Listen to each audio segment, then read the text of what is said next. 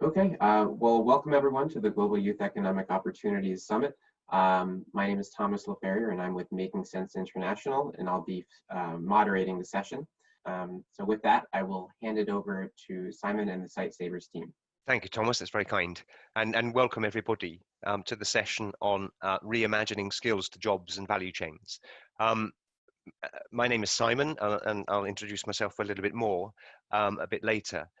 But just before we get started into the presentation part of the session, we thought it might be useful just to have a very short quiz just to get us started. Thomas is going to help us with that in just asking us 3 questions, which are very relevant then to the presentation, but also hopefully the discussion that follows it. So Thomas, could you start the first poll? Thank you.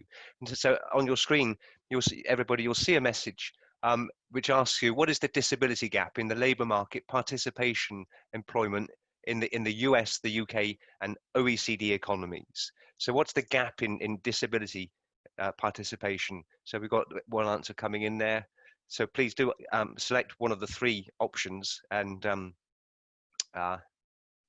we'll see. So very consistent so far.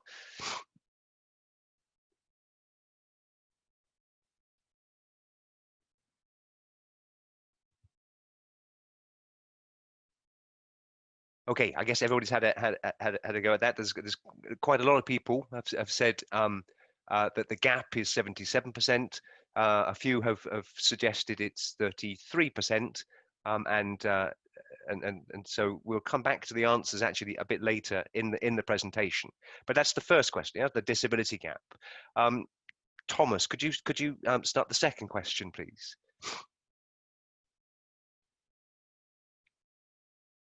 Yep. So what percentage of jobs are filled by persons with disabilities in Kenya?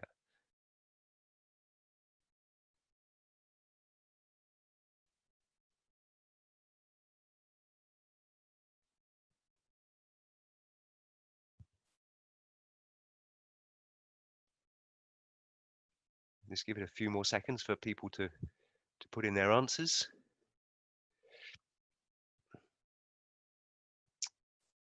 Okay, so the majority have said 1%, and a minority have said 10%. Again, we'll come back to that in the presentation. And finally, the third question, please, Thomas. The third polling.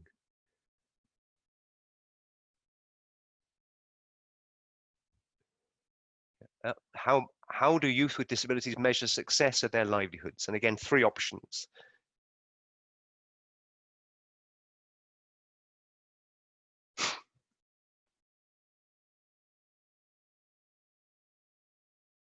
Well, a bit more of a spread this time emerging. It's quite interesting.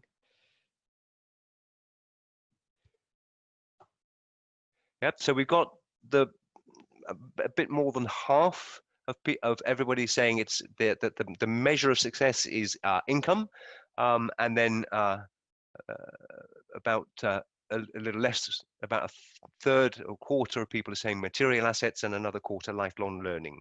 Again, we'll come back to that in a few moments, but that's just hopefully to get us thinking a little bit around the context of disability within labour market systems.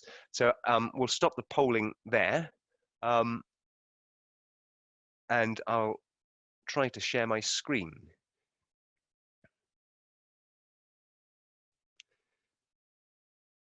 So you'll see that my screen and the title page, and we're going to be talking around a program called Inclusion Works within this theme of reimagining skills to jobs and value chains. But before we get into that, I'd like to take a minute to just introduce the 3 presenters today. First, I'd like to introduce you to Elizabeth, or Liz Ombati, who is a disability rights self-advocate and a woman with a psychosocial disability.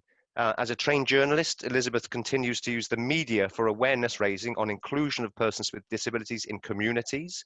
Her lived experience greatly supports her advocacy and her passion in advocating for inclusive societies where all persons with disabilities enjoy all of their human rights.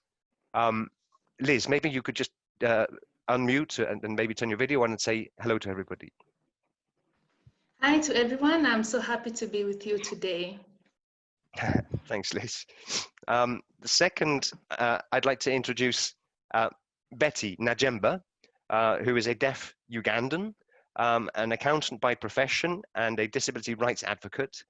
Betty was a coordinator with the African Union of the Deaf, assigned with the Alliance for Rights Africa on a disability inclusion project during which the African Disability Protocol was adopted by the African Union. She is a former African Disability Forum focal person for East Africa on monitoring the UN Convention on the Rights of Persons with Disabilities and the Sustainable Development Goals. And Betty joins us from Kampala, along with her two sign language interpreters. Betty, could you maybe turn on your video and unmute and say hello?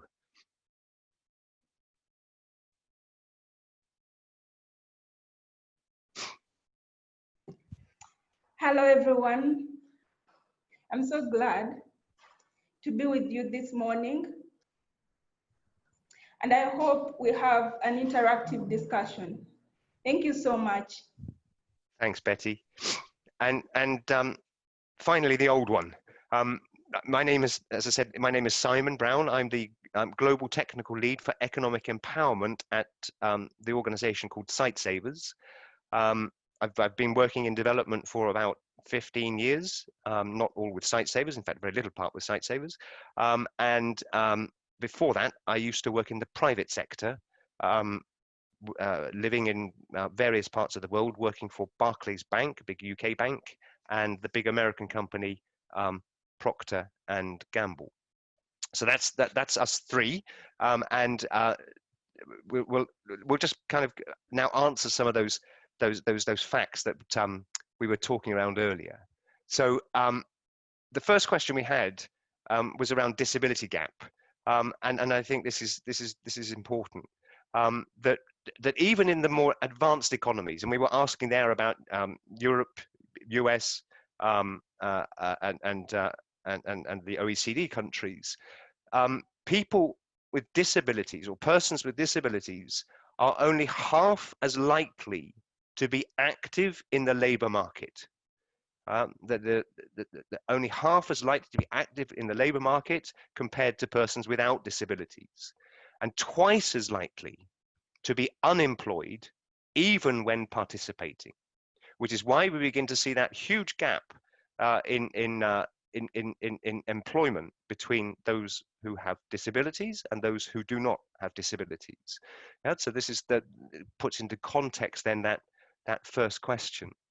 And in Kenya, the employment rate for persons with disabilities is about 1% compared to 74% for the general population. Yeah, so that was the second question, I think, on the polling, and everybody I think got that right. Yeah, or pretty much everybody did nail that. Yeah, that 1% employment rate for persons with disabilities. This comes from a 2019 research in Kenya, and in Uganda, a research from 2017-18 reported that only 1.3% of formal sector workforce were persons with disabilities.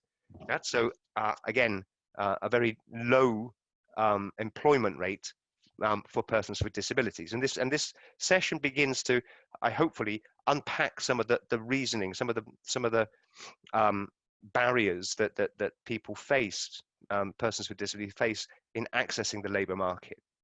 So I'm going to talk about this project called Inclusion Works, which is a UK government-funded employment program which runs in Kenya, Uganda, Nigeria, and Bangladesh, and has a big focus on how labour market systems can adapt to be more inclusive of persons with disability in formal employment. Yeah, now very important here, and it goes back to Professor Landry in the plenary session.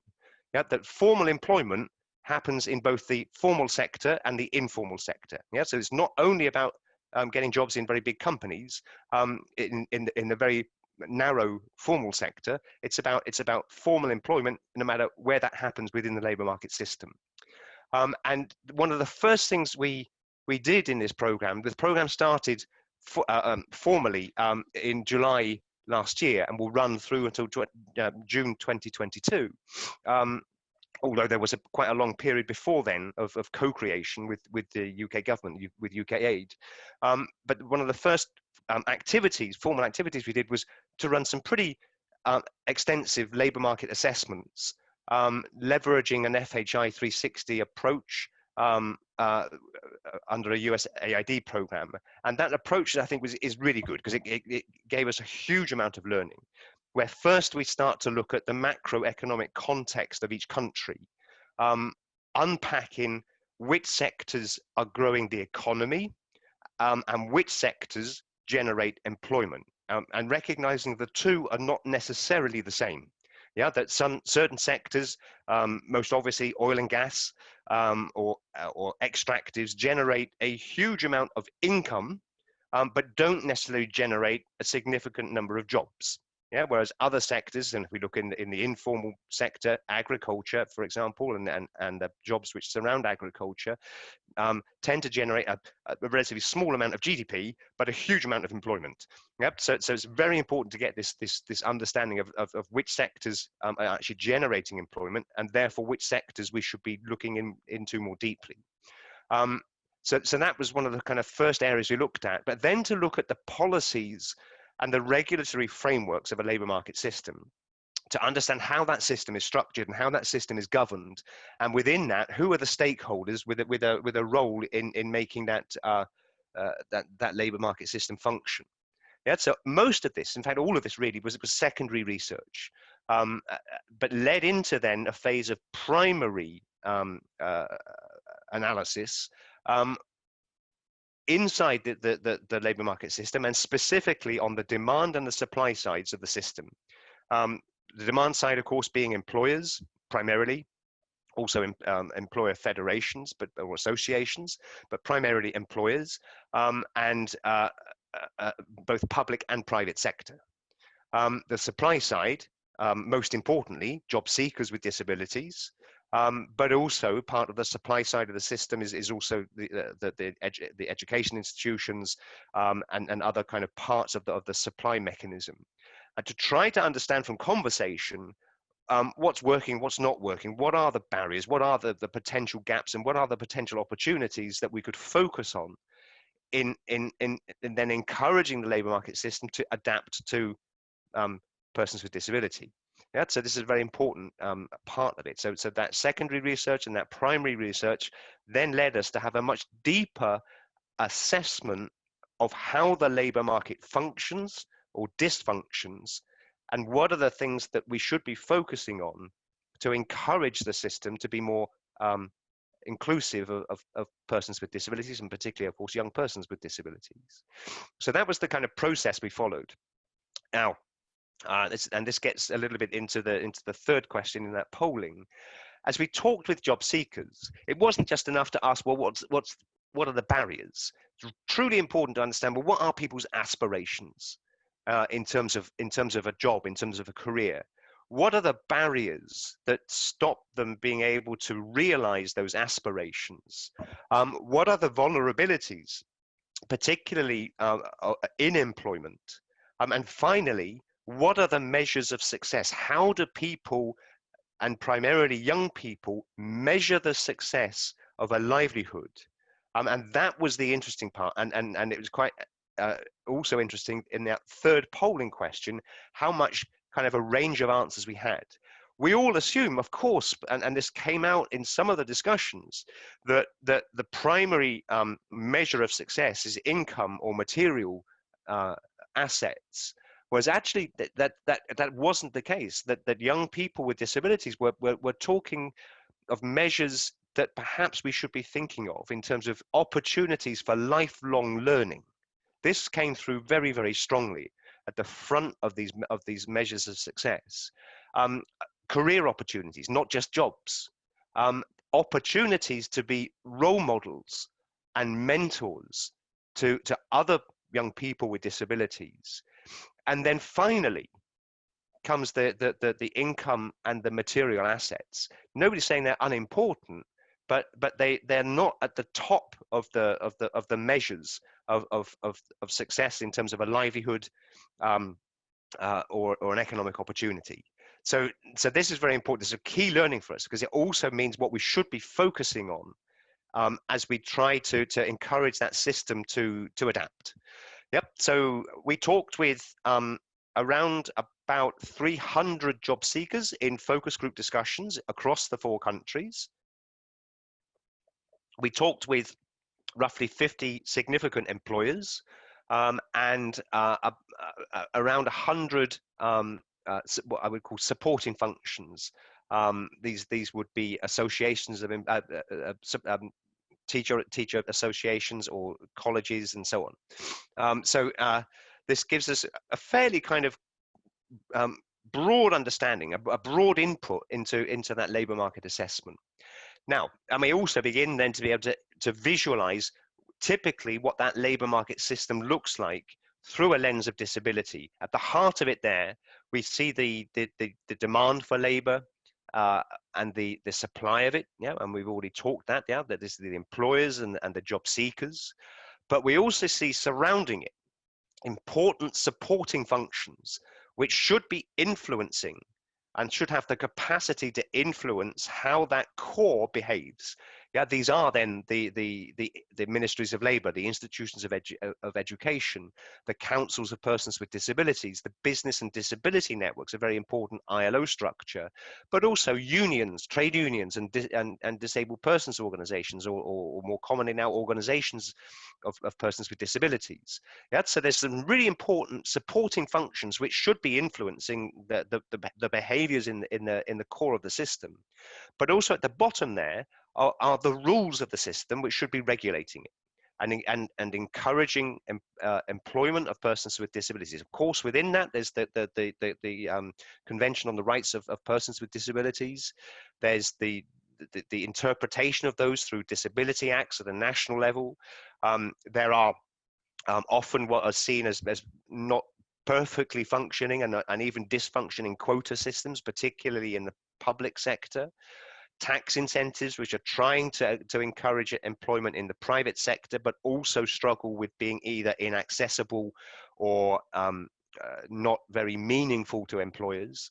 And then areas like public procurement, which make up a huge part of a country's gross domestic product, and are great opportunities for generating inclusive employment.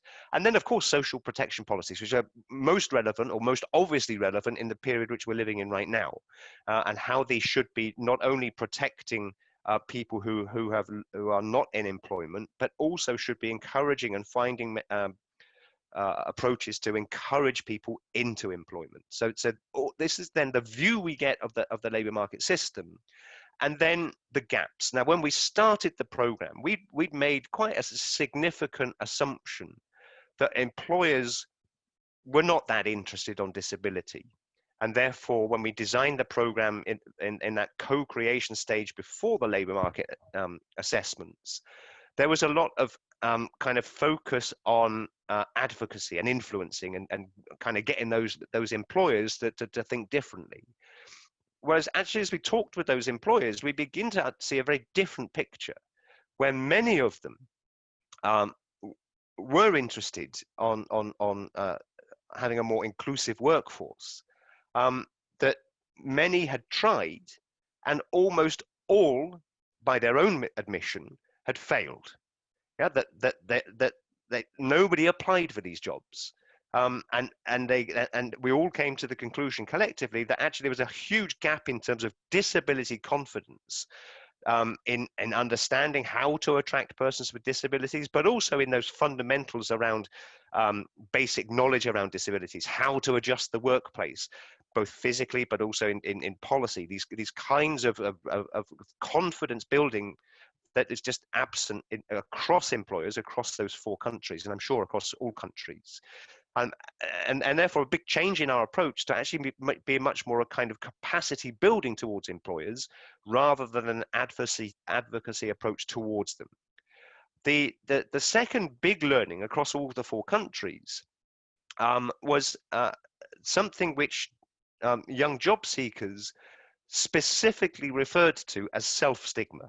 Now, we tend not to use that language in the disability movement because it gives the impression of the stigma coming from yourself as an individual, and it's therefore very, very important to unpack what that means. But it is the messaging of young people with disabilities who have been told since being very, very young by their communities, by the society which surrounds them, by their education system, even within their household, by their family, that formal employment should not be their aspiration. That was not the kinds of jobs for people with disabilities. That their aspiration should be very kind of income generation activities, and two which were very commonly mentioned were dressmaker and shoemaker. These were the kinds of jobs that disabled people do. And how that messaging then gets internalized and creates a lack of self-confidence to apply to those opportunities, which in part explains why they're never applying to those job opportunities which employers are trying to make available. So this area of self-stigma and kind of self-confidence as a job seeker, as well as then the employment readiness or near readiness, which is much more around the soft skills more than the hard skills that often we find young people with disabilities, not proportionately, but surprisingly a large number, do have significantly appropriate hard skills, but are lacking then the softer skills, the interpersonal skills, and having the experience to build them. So this is then the second gap, which is very important then on the supply side of labor. And third, the realization that in the labor market system, there is no part of the system that is trying to address that gap, which is why we've got that image there of a bun with no middle. It's what we call the missing middle. There's no function within the labor market system that is in part trying to build the disability confidence of employers, while at the same time the self-confidence and the employment readiness of job seekers with disabilities, and then acting as a bridge between the two.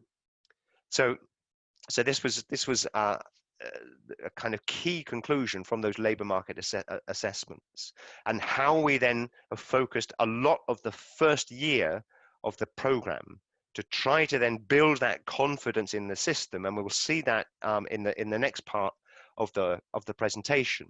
But before we do that, we'd like to share a fairly short video of job seekers with disabilities talking about their experiences from a Kenyan context. So I'm just going to stop sharing my presentation and try to share a video, if I can, and hopefully it will work. It has always been ringing behind my head. Will you fit in? How will our customers look at you? Many people think they are left out because of the impairments they have, but they are left out because the workplace is totally not accessible for them. Give us a chance. Give me a chance. Because most of them, they just look at you and judge you. My experience, I have always experienced a challenge in communication barrier. Every time I want to get an access to an office, there is that communication barrier. SightSavers has been running World Cafes. They are creative focus group discussions. The sentiments that are expressed by the job seekers with disabilities, especially when they talk about their ambitions, their hopes and dreams are pretty much the same as those without disabilities. However, the challenges they express that they undergo when trying to find jobs are really great. This is someone who is trying to communicate, but there is a barrier here. What they are doing is they are drawing representations of their aspirations, their ambitions. They are also drawing challenges that they have gone through, as well as the message that they have for the private sector employers. Because they will know these are the kind of challenges these people have.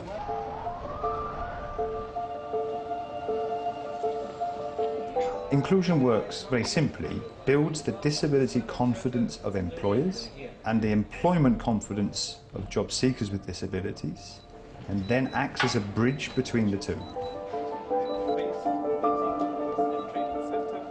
We've had staff with disability work amongst us over the years. It's been a journey of learning and relearning and unlearning. There are many things that we have believed that we knew, and they have taught us a lot. I think there is a bit more work that we need to do, and that is what we are being asked to look at. SightSavers is encouraging employers to hold open days with people with disabilities because they provide the employers an opportunity to hear directly from the job seekers with disabilities. It also provides an opportunity for the job seekers with disabilities to interact with the employers and know that the employers are actually approachable. The fact that they were open for a discussion with us, that really changed a lot. Earlier on, I thought about Standard Chartered and I thought, no, it wasn't an employable environment, but that notion changed on that day. The experience at Standard Chartered was very exciting. First company opening up their doors to have such discussions on issues not everybody wants to discuss about, that stood out for me. Populations which have more inclusive people with them do better in terms of business. But away from the research, we believe in Standard Chartered. It's simply the right thing to do. When I think about this country, there is a lot of goodwill. People want to do the right thing.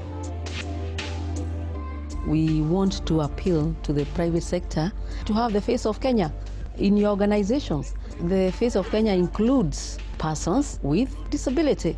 They should take advantage of the opportunities that have been opened by government in terms of incentives. We feel that persons with disability need to be contacted and give input on how best they should be accommodated in the society and not be spoken for. Persons with disabilities are looking for good jobs that they can make careers out of, and that's the opportunity for us in the private sector or in the public sector or in the non-government organizations to then come out and just make it happen.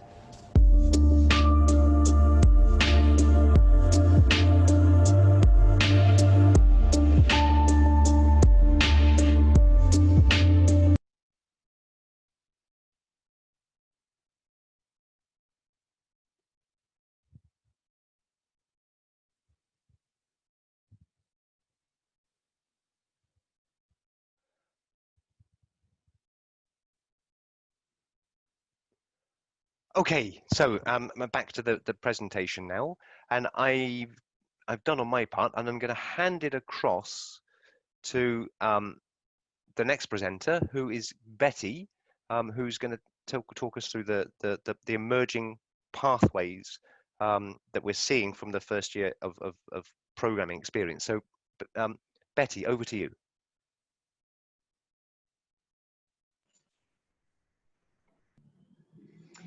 Hello, everyone. Now I'm going to lead us through the emerging pathways. As discussed in the earlier session, Inclusion Works has been in existence for the past 1 year with the objective to test innovative ways to improve economic empowerment and inclusion for people with disabilities, enabling them to find employment and earn a living. So far, there have been several pathways to assist job seekers with disabilities to penetrate the available employment opportunities in the labor market. So now we are going to talk about some of the emerging pathways. First of all, we have mentoring.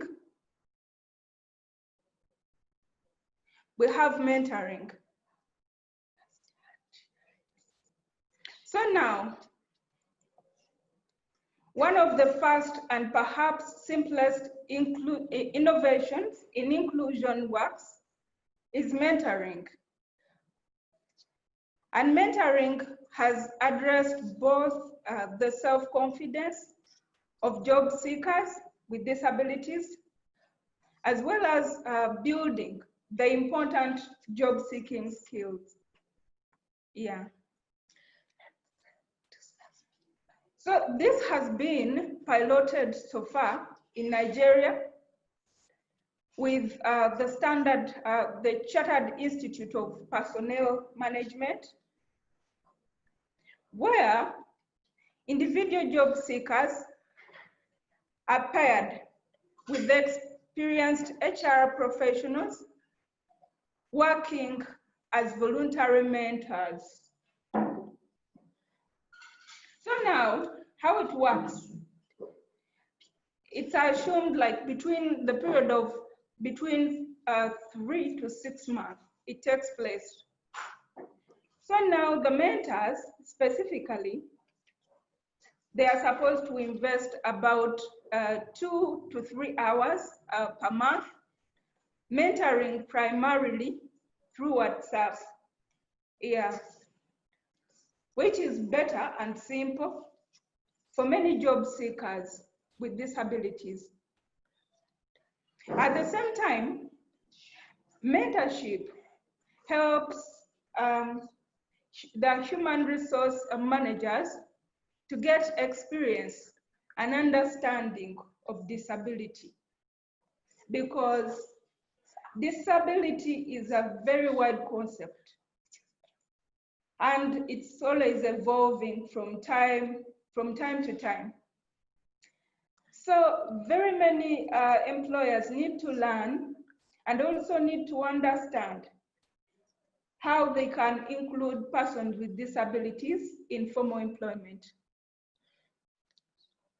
So now, in the global context, where persons with disabilities make up perhaps 1 to 2% of the employed, the pilot produced very amazing results. So from that, about half of the group either got the job that they aspired for or the internship which they wanted. So as of now, we are trying to scale up the model in Nigeria and also scaling it out in Kenya with the Institute of Human Resource Management, and hopefully soon, maybe next year, we want to pilot the same with the Human Resource Managers Association in Uganda. Okay, let's have another slide of the first shot. So now, we want to look at, first of all, the first shot. As we talk about the first shot,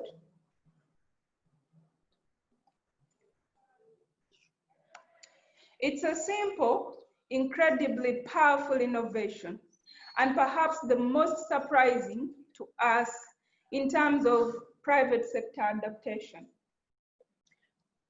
So now, first of all, first shot gives the opportunity for persons with disability organizations to fill vacant of forecasted positions before they are advertised more broadly. So before, we were skeptical that employers would embrace this innovation. But now we are happily surprised that they have accepted. For example, in Bangladesh, we have Swapno supermarket chain. It's in Bangladesh, which is working with us to fill vacancies in its rapidly increasing workforce. year in Bangladesh. So right now, we have more than 500 employment opportunities in Bangladesh alone, which is really amazing. And this puts people with disability at the front of the queue for employment. But remember before, persons with disabilities were always put at the back of the queue and they were always left out. They missed out on employment. This is a very good practice. So now we are going to look at another emerging pathway, the value chains. We all know that many companies have supply and distribution chains that are collectively called value chains, which have the potential to amplify employment for persons with disabilities. So now, when a company maybe has different departments, it means that more jobs are available. So now that's an advantage to us to lobby for persons with disabilities. So now, for example, Diageo, East African Breweries Limited, directly employs a few hundred people in each market country it operates in. Because different countries have their own processes, but its value chain creates tens of thousands of jobs, including those of farmers. So now our project of inclusion works is not only working with East African Breweries Limited, yes, on disability confidence in the core East African Breweries Limited business, but also with creating opportunities for farmers with disability to access East Africa Breweries Limited's contract farming mechanism. So now you see, the value chain means different jobs, not only for in the formal sector, but also if someone has less qualifications, they can also get employment formally. So now we are talking about a contract, meaning persons with disabilities have an advantage, they get an advantage to also benefit. For example, if a person signs a contract, it means that this person will not be cheated, will not be discriminated, will not be exploited.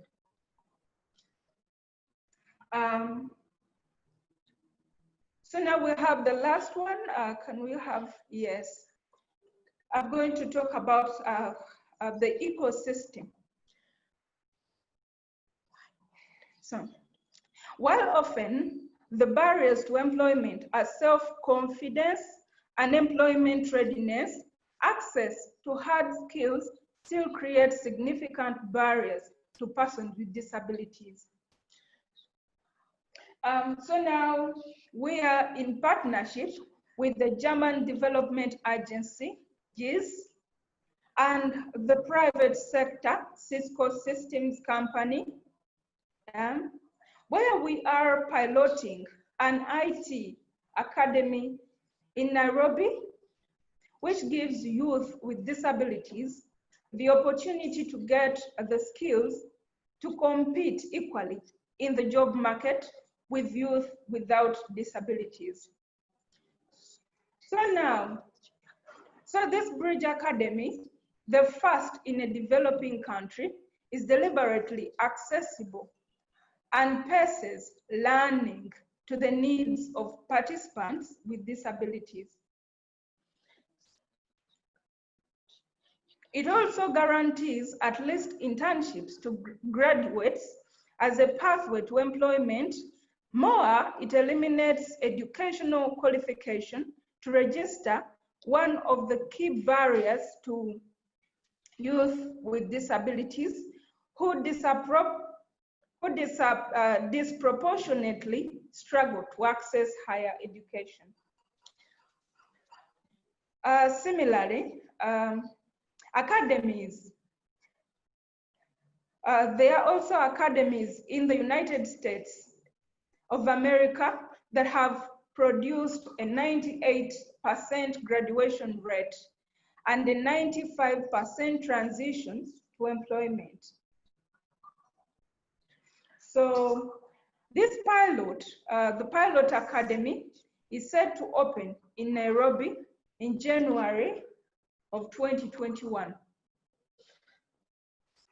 We also have Accenture Development Partnership, which will be working with us in developing a public-private financing model, which allows the academies to grow.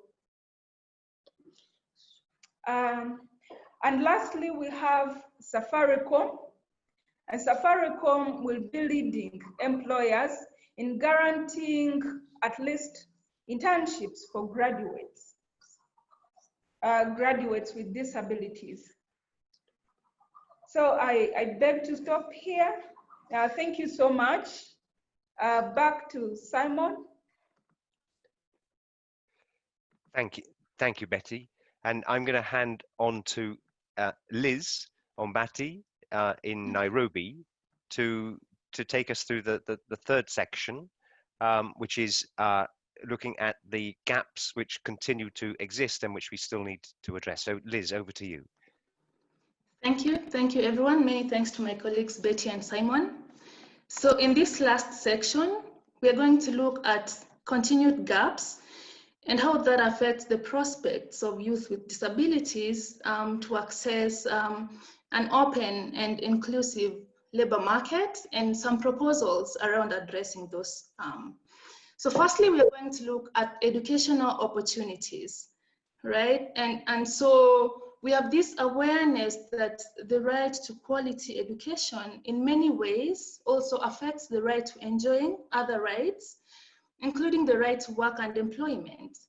So we note that, however, that education opportunities continue to be unequally distributed, and barriers to quality education are still too high for too many learners, more so learners with disabilities. And studies have shown that learners with disabilities are more likely to be out of school compared to their non-disabled counterparts. So we are saying that as we look at influencing supporting functions of labor market systems, so we must really influence as well the barriers which exclude many youths with disabilities from educational outcomes. The second one that we talk about is the issue of formal employment within the informal sector. So it's important to be aware that formal employment does not only happen in the formal sector. So we are also increasingly seeing the big roles of small and medium-sized enterprises in employment and contributing to countries' GDPs. So, and I'll share this example from Kenya, where it showed that small and medium-sized enterprises constitute 98% of all businesses in Kenya and create 30% of the jobs annually, as well as contributing 3% of the GDP. That was, I think, around 2014, could have changed by now. So we are looking at these micro, small, and medium-sized companies, which often exist in the intersection between informal and formal sectors. So we are seeing this as very crucial, that to find meaningful solutions for SMEs to create employment opportunities for for youth with disabilities, as well as youth with disabilities really having opportunities to be able to start their own businesses, because we're also seeing the potential within this sector. The third gap that we're talking about is around gender barriers. So gender barriers remain a huge and poorly understood challenge in work and employment, and where we're talking about the disproportionate impacts on women's ability to access training programs for employment and barriers, especially that women with disabilities face in employment. So there's really an urgent need to keep investing in more innovations, and I'll mention one that Betty has spoken about, Accenture, in accessing the skills to succeed learning exchange, which is a good example where online learning creating spaces where young women with disabilities are able to study at times which best suit them and actually progress further. So this increases their chances to meaningfully participate in the labor market. So Accenture is one innovative practice that comes with inclusion works that we've seen. And looking at these gaps that we've seen, then so what are some a proposal that how do we ensure then that youth with disabilities are actually accessing the labor market? And so we agree that finally that work and employment or the opportunities to actually generate an income remain key in achieving social inclusion, reducing poverty and inequalities in our communities. And so it's really more urgent for youth with disabilities not to be excluded at all.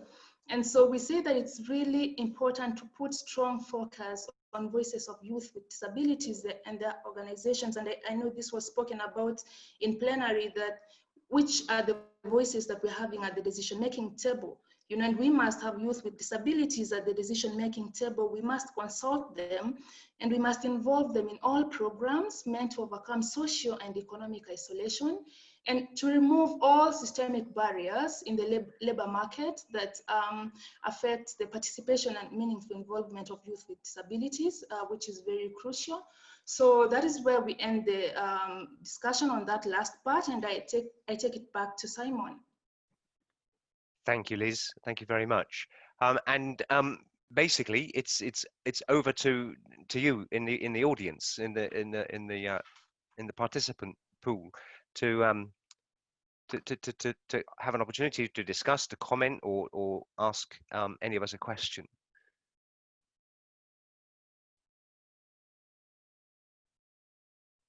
And do feel free to either put up your hand or unmute.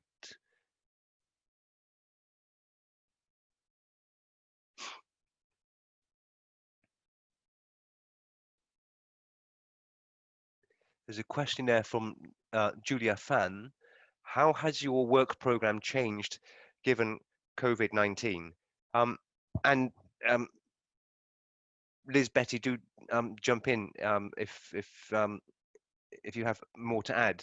But certainly, as we see in the program itself, of course, there was a significant kind of shock to employers within the program.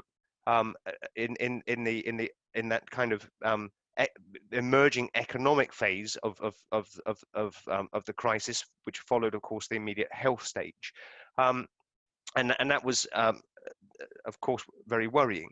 And in our program overall, we did see around about 60% of activities could either progress as planned or with adaptation, but the remaining 40%, and particularly the activities that were to influence the rules of the system, necessarily needed to be postponed, because these activities really needed government attention, and their attention was understandably diverted elsewhere. But what we did see is a kind of shock to the companies.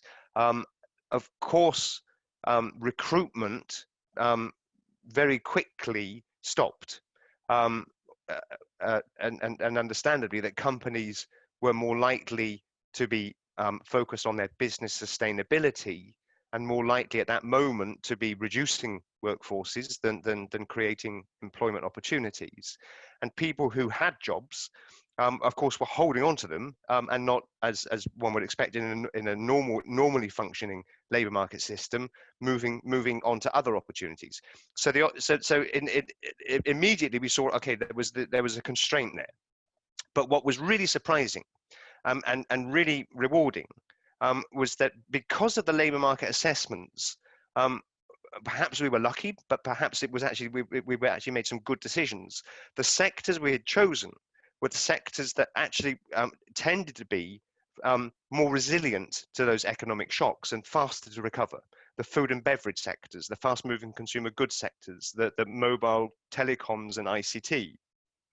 So those sectors have come back very strongly, which is why we see, as Betty was explaining, those more than 500 jobs now in Bangladesh, which are in that first shot mechanism, and giving priority to recruitment of young people with disabilities. But we also see in other contexts that companies like Coca-Cola, Safaricom, Kenya Tea Development Agency, and many other companies are using this period, once they've got through that immediate economic shock, to invest their time in building disability confidence.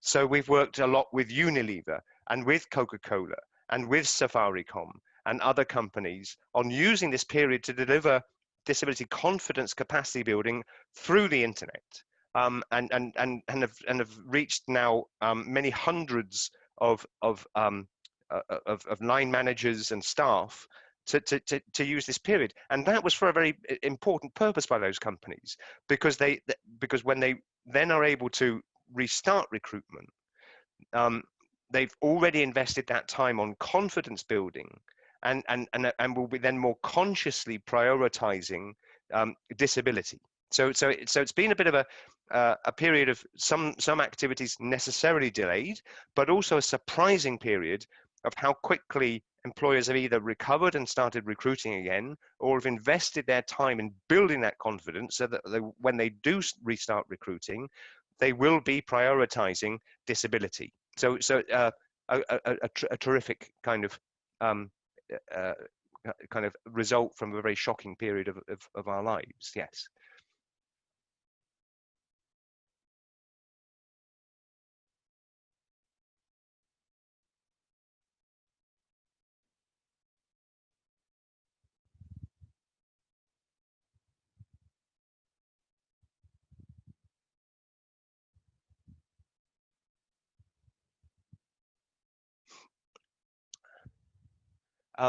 Okay, there's another question just come up here from Alex Monard.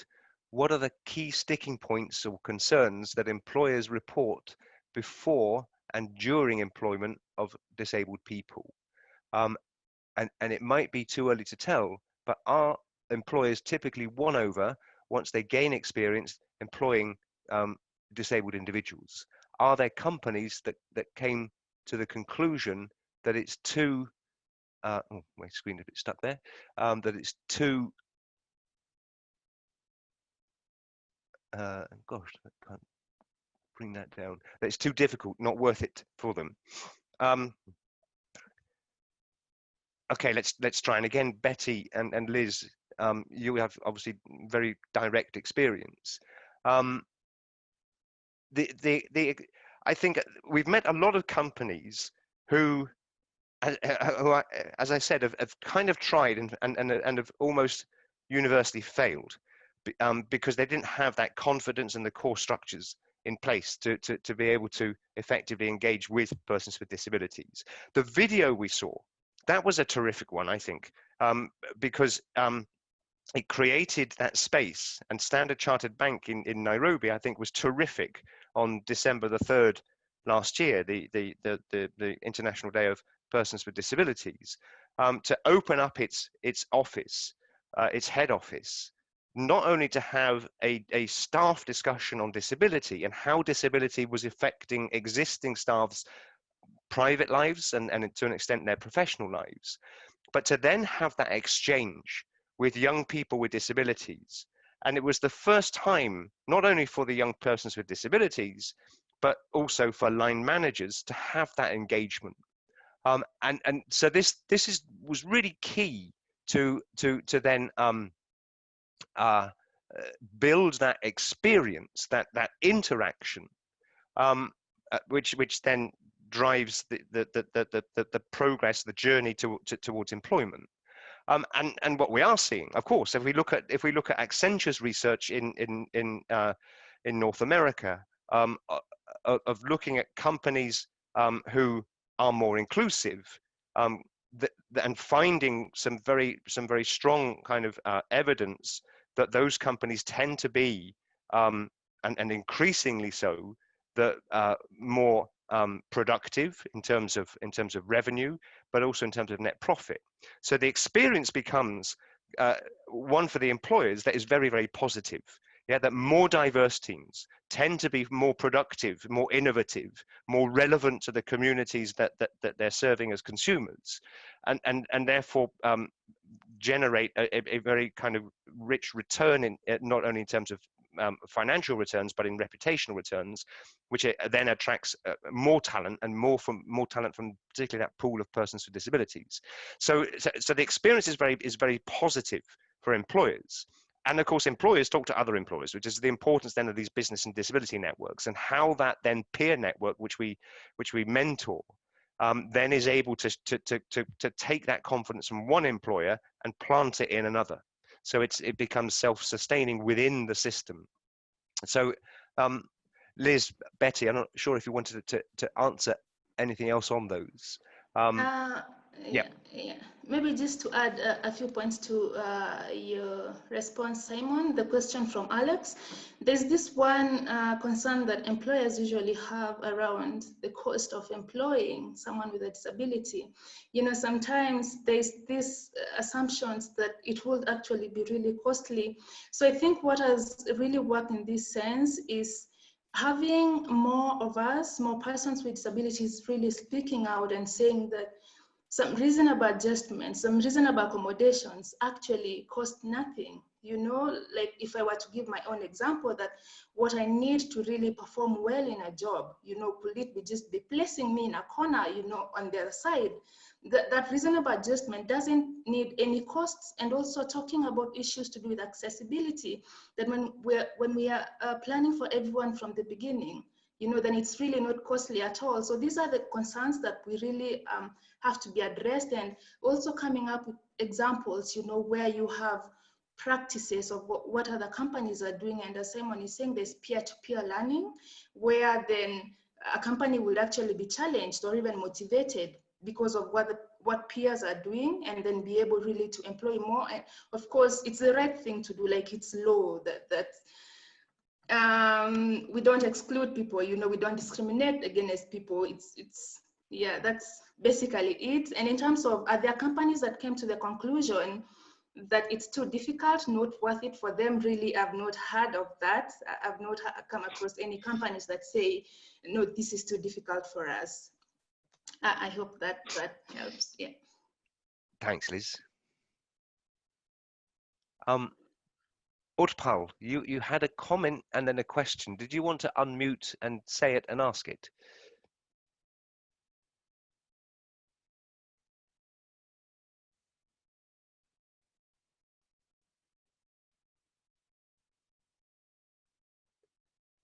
Let me just read out Utpal's comment. Companies that initially seemed self-motivated and socially responsive are not compromising with education skill requirements, and are not redesigning their recruitment process as much as needed to make inclusion happen. What to do then is the question. And I think there's two parts to the answer, I think here. One, I think we surprise ourselves. There are companies, yeah, and every company tends to have a recruitment process and minimum kind of educational qualifications. But we surprise ourselves in two ways.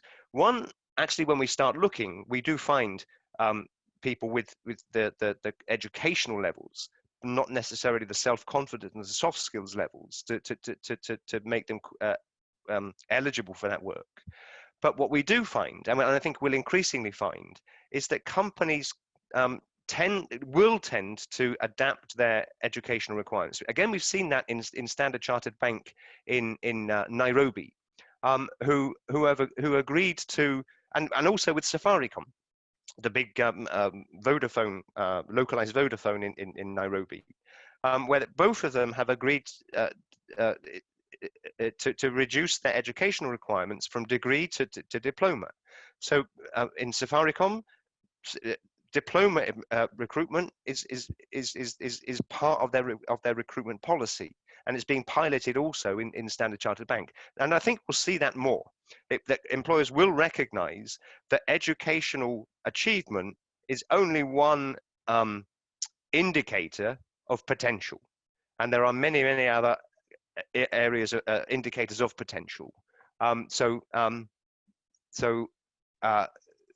That I think we'll see that more. But you're right, Udpalya, that there's still a way to go on that in terms of convincing or having that conversation with employers, and for them to reduce their requirements. I think it's easier for companies that operate at a national level or are decentralized than companies that work under global recruitment policies.